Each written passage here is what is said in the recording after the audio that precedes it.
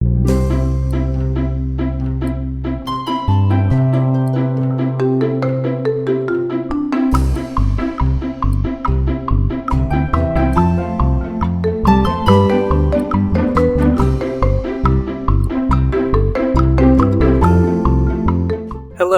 and welcome to the Once Again podcast. I am your host, Jason, and on today's episode, I will be going over the Grimm's Fairy Tale number 53, as well as looking at Walt Disney's 1937 film, Snow White and the Seven Dwarfs. Little Snow White, by Jacob and Wilhelm Grimm. Once upon a time in midwinter, when the snowflakes were falling like feathers from heaven, a queen sat sewing at her window, which had a frame of black ebony wood. As she sewed, she looked upon the snow and pricked her finger with her needle. 3 drops of blood fell into the snow.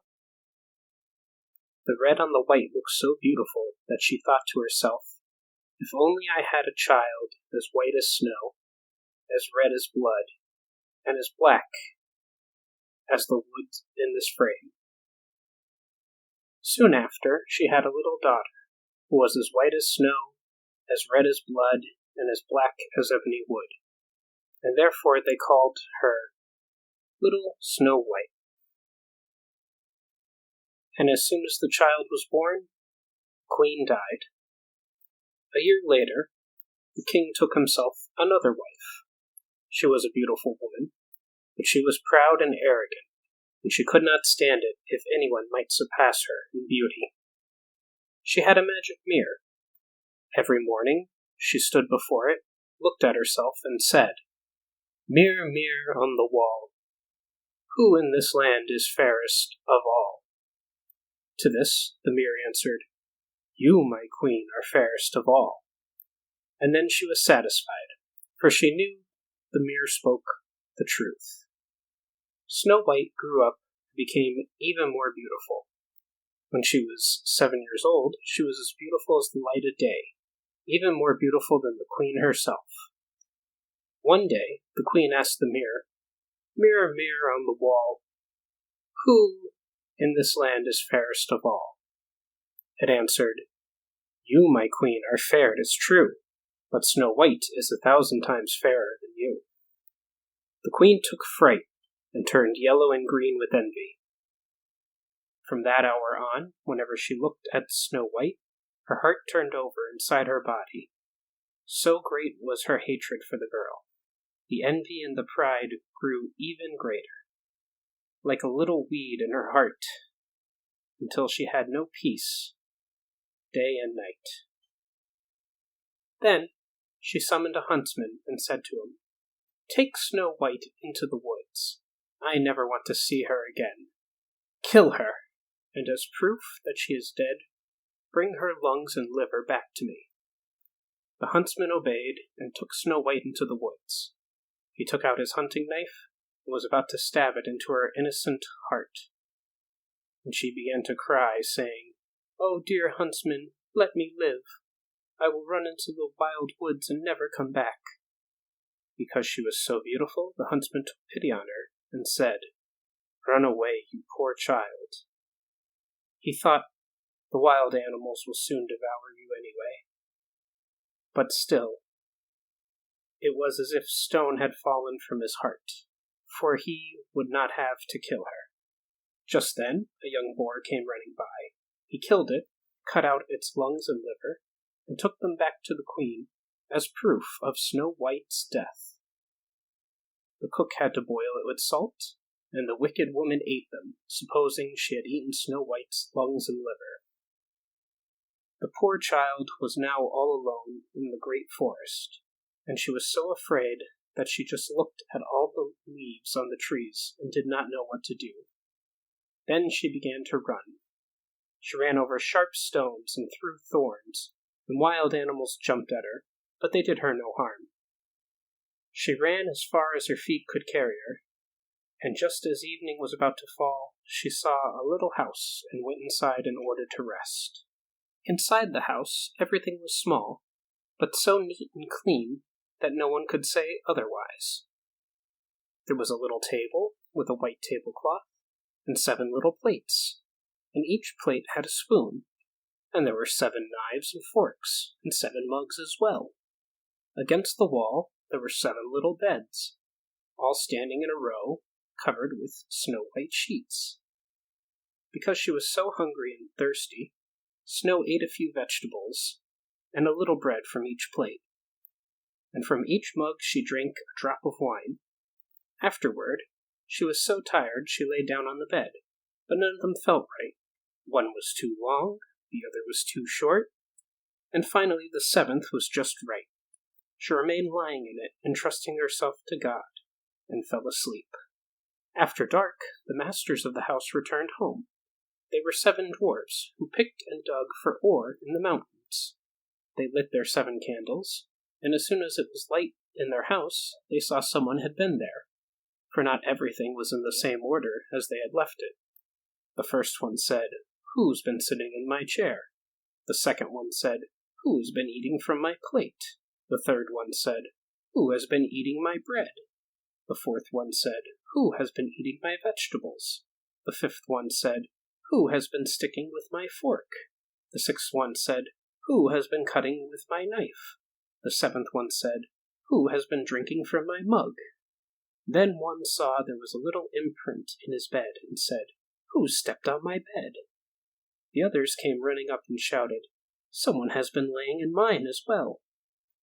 But the 7th one, looking at his bed, found Snow White lying there asleep. The 7 dwarfs all came running up, and they cried out with amazement. They fetched their 7 candles and shone the light on Snow White. "Oh, good heaven! Oh, good heaven!" they cried. "This child is so beautiful." They were so happy, they did not want to wake her up, but let her continue to sleep in the bed. The 7th dwarf had to sleep with his companions, 1 hour with each one, and then the night was done. The next morning Snow White woke up, and when she saw the 7 dwarfs, she was frightened, but they were friendly, and they asked, "What is your name?" "My name is Snow White," she answered. "How did you find your way to our house?" the dwarfs asked further. Then she told them that her stepmother had tried to kill her, that the huntsman had spared her life, and that she had run the entire day, finally coming to their house. The dwarf said, "If you will keep house for us, and cook and make beds, wash, sew, knit, and keep everything clean and orderly, then you can come and stay with us, and you shall have everything that you want." "Yes," said Snow White, "with all my heart." So she kept house for them. Every morning they went into the mountains looking for ore and gold, and in the evening when they came back home, their meal had to be ready. During the day, the girl was alone. The good dwarfs warned her, saying, "Be careful about your stepmother. She will soon know that you are here. Do not let anyone in." Now, the queen, believing she had eaten Snow White's lungs and liver, could only think that she was again the first and most beautiful woman of all.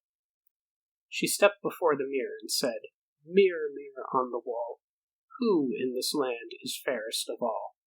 It answered, "You, my queen, are fair, it is true, but Snow White, beyond the mountains, with the 7 dwarfs, is still 1,000 times fairer than you." This startled the queen, for she knew the mirror did not lie, and she realized the huntsman had deceived her, and that Snow White was still alive. Then she thought and thought again how she could kill Snow White, for as long as she was not the most beautiful woman in the entire land, her envy would give her no rest. At last she thought of something. Coloring her face, she disguised herself as an old peddler woman, so that no one would recognize her.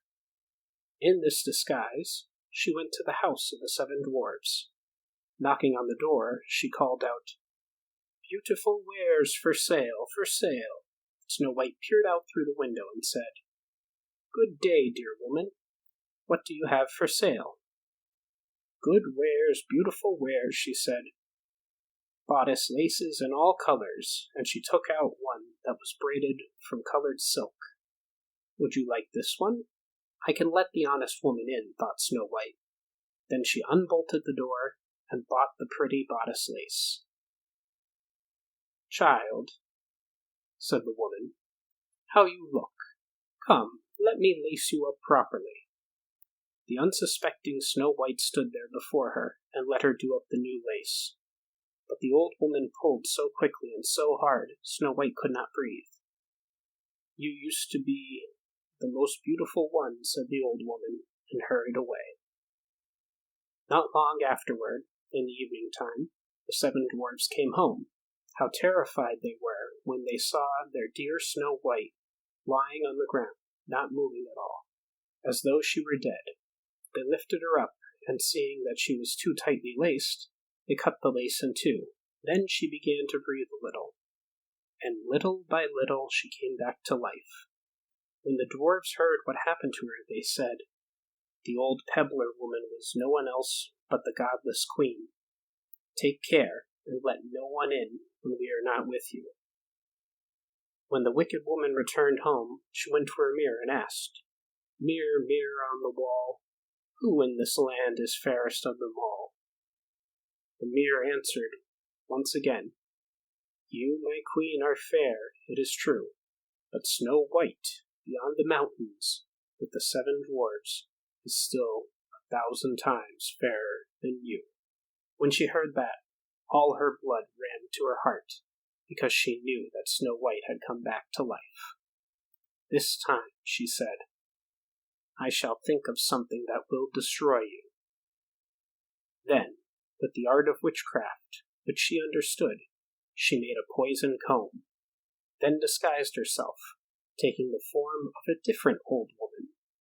Thus she went across the 7 mountains to the 7 dwarfs, knocked on the door, and called out, "Good wares for sale, for sale." Snow White looked out and said, "Go on your way, I'm not allowed to let anyone in." "You may surely take a look," said the old woman, pulling out the poison comb and holding it up. The child liked it so much that she let herself be deceived, and she opened the door.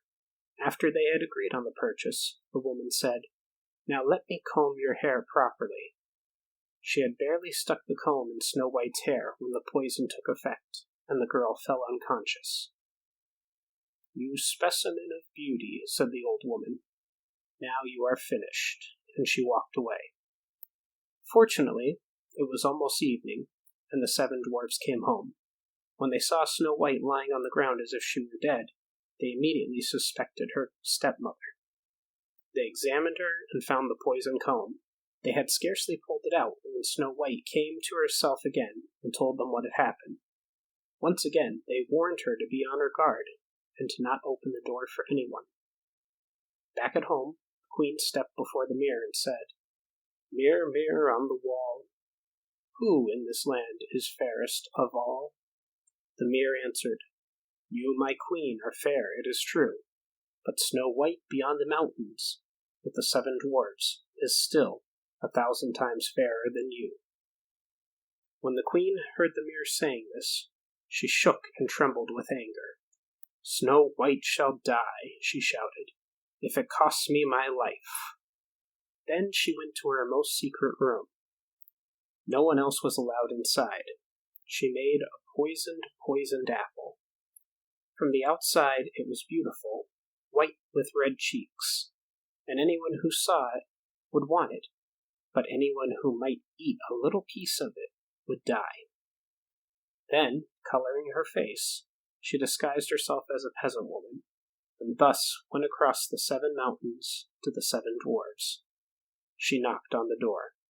Snow White stuck her head out the window and said, "I am not allowed to let anyone in. The dwarfs have forbidden me to do so." "That is all right with me," answered the peasant woman. "I'll easily get rid of my apples. Here, I'll give you one of them." "No," said Snow White. "I cannot accept anything." "Are you afraid of poison?" asked the old woman. "Look, I'll cut my apple in 2. You eat the red half, and I shall eat the white half." Now, the apple had been so artfully made that only the red half was poisoned. Snow White longed for the beautiful apple, and when she saw the peasant woman was eating part of it, she could no longer resist, and stuck her hand out and took the poisoned half. She barely had a bite in her mouth when she fell to the ground dead. The queen looked at her with a gruesome stare, laughed loudly, and said, "White as snow, red as blood, black as ebony wood. This time the dwarves cannot awaken you." Back at home, she asked the mirror, "Mirror, mirror on the wall, who in this land is fairest of all?" It finally answered, "You, my queen, are fairest of all." Then her envious heart was at rest, as well as an envious heart can be at rest. When the dwarves came home that evening, they found Snow White lying on the ground. She was not breathing at all. She was dead. They lifted her up and looked for something poisonous. They undid her laces. They combed her hair. They washed her with water and wine, but nothing helped. The dear child was dead, and she remained dead. They laid her on the briar, and all 7 sat next to her and mourned for her, and cried for 3 days. They were going to bury her, but she still looked fresh as a living person, and still had beautiful red cheeks. They said, "We cannot bury her in the black earth," and they had a transparent glass coffin made, so she could be seen from all sides. They laid her inside, and with golden letters wrote on it her name, and that she was a princess. Then they put the coffin outside on a mountain, and one of them always stayed with it and watched over her. The animals too came and mourned for Snow White. First an owl, then a raven, and finally a dove. Snow White lay in the coffin a long, long time, and she did not decay, but she looked like she was asleep, for she was still as white as snow, and as red as blood, and as black as ebony wood. Now it came to pass that a prince entered these woods, and happened unto the dwarf's house, where he sought shelter for a night.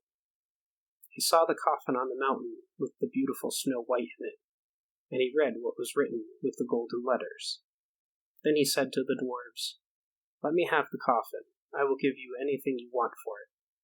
But the dwarves answered, "We will not sell it for all the gold in the world." Then he said, "Give it to me, for I cannot live without being able to see Snow White. I will honor her and respect her as my most cherished one." And thus he spoke. The good dwarves felt pity for him and gave him the coffin. The prince had his servants carry it away on their shoulders, but as it happened, one of them stumbled on some brush, and this dislodged from Snow White's throat the piece of the poison apple that had been bitten off. Not long afterward, she opened her eyes, lifted the lid from the coffin, sat up, and was alive again. "Good heavens, where am I?" she cried out. The prince said joyfully, "You are with me." He told her what happened, and then said, "I love you more than anything else in the world. Come with me to my father's castle. You shall be my wife." Snow White loved him, and she went with him. Their wedding was planned with great splendor and majesty. Snow White's godless stepmother was also invited to the feast. After putting on beautiful clothes, she stepped before a mirror and said, "Mirror, mirror on the wall, who in this land is fairest of all?" The mirror answered, "You, my queen, are fair, it is true, but the young queen is 1,000 times fairer than you." The wicked woman uttered a curse, and became so frightened, that she did not know what to do. At first, she did not want to go to the wedding, but she found no peace. She had to go and see the young queen. When she arrived, she recognized Snow White, and terrorized, she could only stand there without moving. Then they put a pair of iron shoes to burning coals. They were brought forth with thongs, and placed before her. She was forced to step into the red-hot shoes and dance until she fell down dead. So the Grimm fairy tale, number 53, or as it's more commonly known, Snow White, was originally pronounced Sneewittchen, and I hope I'm saying that correctly. It was a 19th century German fairy tale by Jacob and Wilhelm Grimm, or as they are more commonly known, the Brothers Grimm. First published in 1812 in the first edition of their collection Grimm Fairy Tales and numbered as Tale 53. The final version of the story was published in 1854. The Brothers Grimm also published a story called Snow White and Rose Red, though these are not the same Snow White characters, though. Interestingly, though, the tale served as the basis for once upon a time's friendship between Snow White and Red Riding Hood. There were possible real-world events that inspired the story of Snow White. German historian Eckhard Sandert theorized the character of Snow White was based on the life of Margarita von Weldeck, a German countess born to Philip IV in 1533. At the age of 16, Margarita was forced by her stepmother, Catherine of Hatzfield, to move away to Brussels. By the way, if I mispronounce any of these names, I deeply apologize. There, she fell in love with the prince who later became Philip II of Spain. Both Margarita's father and stepmother, as well as Philip's father, disapproved of the relationship, deeming it politically inconvenient. Margarita died at the age of 21 after apparently being poisoned. A second inspiration for the tale of Snow White comes from Ovid's Metamorphoses. In that, a character named Cheyenne, which means snow in Greek, is described as the most beautiful woman in the land. She is lusted after by the gods Apollo and Hermes. Hermes places a sleeping curse on her, and then sexually assaults her. Afterward, Apollo, disguised as an old crone, also sexually assaults her. When she awakes, she boasts about how beautiful she is that the gods would go through such lengths to have her. She must be more beautiful than the goddess Diana. This results in Diana shooting her through the tongue with an arrow.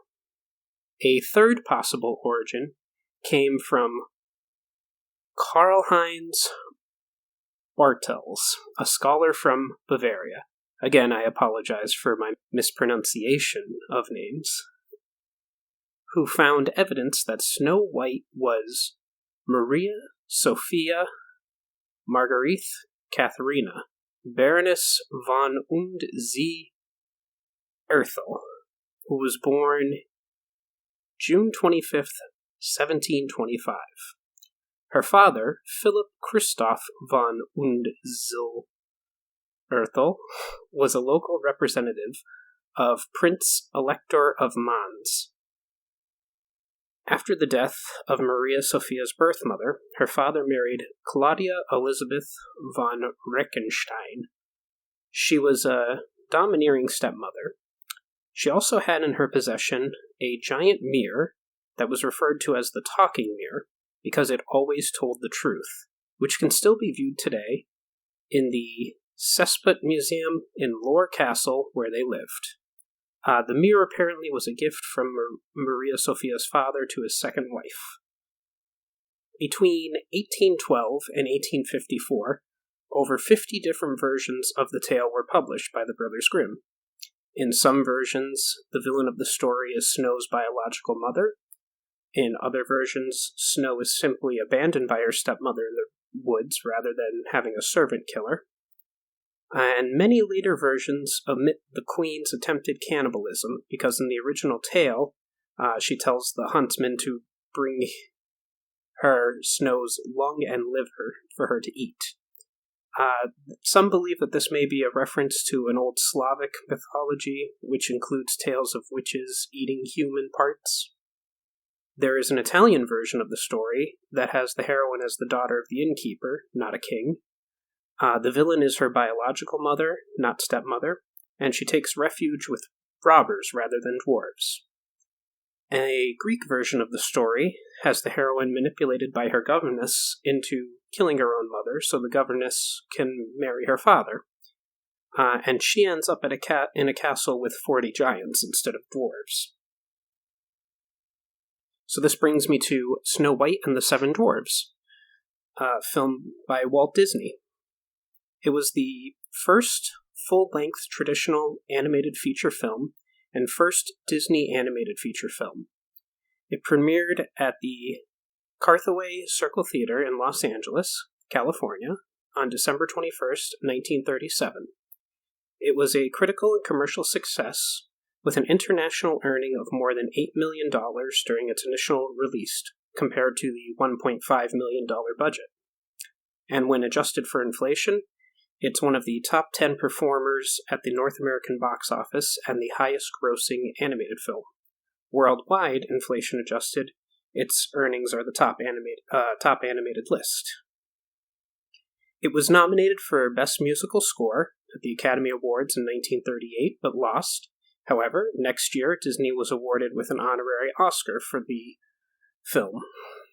The award itself was unique. It featured one normal-size Oscar, plus 7 miniature Oscar silhouettes around it. Some IMDb trivia. At the recording session, Lucille Laverne, the voice of the Wicked Queen, was told by Walt Disney's animators that they needed an older, raspier version of the Queen's voice for the Old Witch.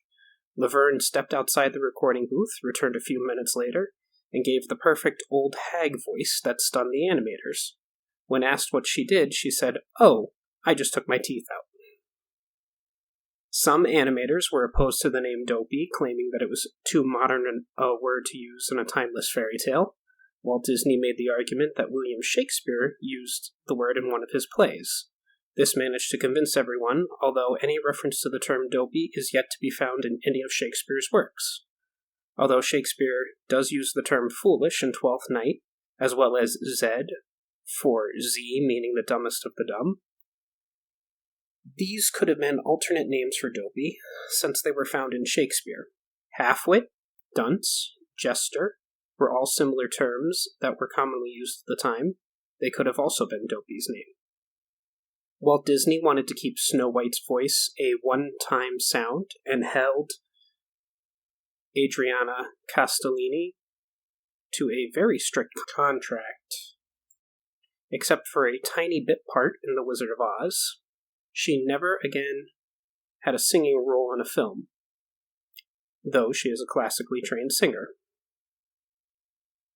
Disney Studio in Burbank was built with the profits from Snow White and the Seven Dwarfs.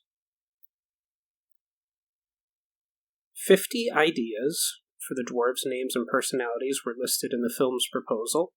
The list included all of the names finally included except Dopey and Doc, Dopey being the last to be developed. Some of the dwarves were Awful, Biggie Wiggy, Bingo Ingo, Blabba, Deffy, Dirty, Gabby, Gatsby, Gloomy, Hoppy Jumpy, Hotsy, Jaunty, Nifty, and Shifty. Sneezy was a last-minute replacement for Deffy. Peanuts creator Charles Schulz once wrote that he heard another name considered for a dwarf was Snoopy, and that he was relieved it had not been chosen as it probably would have prevented him from giving that name to his famous cartoon Beagle. When the movie was released, it was generally accepted that the correct plural form of dwarf was dwarves, D-W-A-R-F-S. J.R.R. Tolkien's The Hobbit, published 1 year later, and the later Lord of the Rings, gradually popularized the uncommon variant dwarves, D-W-A-R-V-E-S. Snow White is the youngest Disney princess at the age of 14.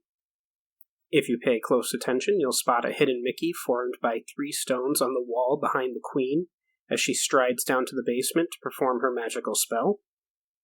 There were several scenes that were planned but never fully animated. One included the Queen holding the prince in her dungeon and using her magic to make the skeletons dance for his amusement. A fantasy sequence accompanying Someday My Prince Will Come, in which Snow imagines herself dancing with her prince in the clouds beneath a sea of stars. The dwarves building Snow White a bed with help from woodland creatures. The song Music in Your Soup, where the dwarves sing about the soup that Snow had just made them. A musical number, You're Never Too Old to Be Young, featuring the Dwarfs. The film was released on video in 1994, after several years of the studio resisting any notion of the idea. According to former Disney CEO Michael Eisner, the reason why the studio ultimately released Snow White and the Seven Dwarfs on video was because the film was about to enter the public domain in Italy and would be prone to being pirated. Ultimately, Disney had their copyright on the movie extended. 25 songs were written for the film, but only 8 were used. The film held the title of the highest-grossing film ever for exactly 1 year, after which it was knocked out of the top spot by Gone with the Wind. There is a popular theory from Disney fans that the skeleton scene being mocked by the Queen was the prince. Plus, many Disney fans believe Snow White technically died, and the final scene where Snow White and the prince arrive at the castle was really them reunited in the afterlife, especially how the peach-colored clouds supposedly represent heaven. Snow White, Cinderella, and Aurora can communicate with animals. Also, all 3 of these classic princesses wore peasant clothes at the beginning of their film. Storyboards for a sequel to this movie were discovered in the Disney company Walt, titled Snow White Returns. Upon examining the lengths of the script and storyboards, it seems like it was meant to be a short film rather than a full-length movie. It was also meant to include revised versions of Soup and the bed-building scenes that were excluded from the movie itself. The real reason why the sequel never went further than pre-production is anyone's guess. It is unknown if Walt Disney really wanted this to be made in the first place. The whole storyboard to this unmade short is viewable on the Snow White Blu-ray. According to the audio commentary on the 2009 Diamond Edition Blu-ray/DVD, Snow White's quote to the Dubs, "Do you want to know a secret? Promise not to tell," would later be used by the Beatles' 1963 song, "Do You Want to Know a Secret?" In the original outline for the film, the Queen was depicted as wanting to marry the teenage prince herself. Her murderous rage was caused by his rejection of her marriage proposal, and there were scenes revealing that she had killed other princes who crossed her path. These plots were eventually rejected. The movie was to start with scenes involving Snow's mother, but they had to be cut to avoid the wrath of the censors. The throne of the Queen has a peacock motif, possibly in reference to her vanity. There is a planned Disney sequel about Snow White's sister, Rose Red. The film places Rose Red in the original Snow White and the Seven Dwarfs story, adding her into the third act of the tale. After Snow White takes a bite of the poison apple, Rose Red teams up with Grumpy and the other dwarves to find a way to break the curse. Snow White does not interact with the prince. This makes her the only Disney princess who does not talk to her love interest. The Queen is supposed to be Germanic in origin, but the books of spells she is reading is written in the Italian language. The running gag of Sleepy being bothered by a fly was originally going to culminate in Sleepy trapping the fly in Snow White's now empty coffin. And finally, Dopey was initially considered for Fantasia as the apprentice in The Sorcerer's Apprentice. When Snow asks to inspect his hands, his sleeves are too long and cover them. The visual detail was used for Mickey Mouse in Fantasia. Another hint is that when Dopey presents his hands, 8 notes are played quickly by the woodwinds.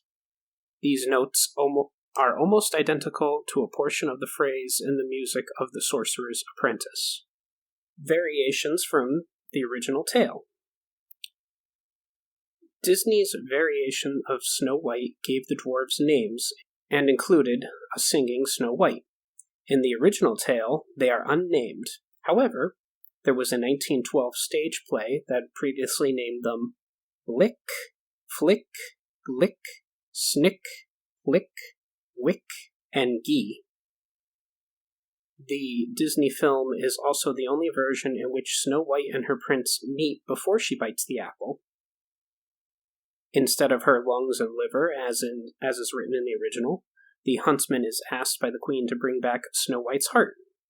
While her heart is mentioned, it is never shown in the box.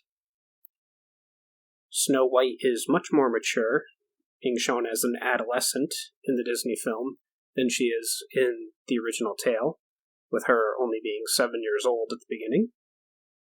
Furthermore, in the Disney movie, the evil queen tries to kill Snow White only once by poison apple. In the original tale, she tries to kill her 3 times. After the dwarves have chased her through the forest, the evil queen then dies by falling down a cliff and being crushed by a boulder. In the original tale, the queen is forced to dance to her death. Well, that was certainly a lot covered today. There's still plenty more to discuss as far as the original Grimm fairy tale and how it relates to both the Disney classic Snow White and the Seven Dwarfs, as well as Snow White / Mary Margaret character from Once Upon a Time. So I humbly ask that you join us again on another episode of the Once Again podcast. I have been your host, Jason. Thank you, and have a great day.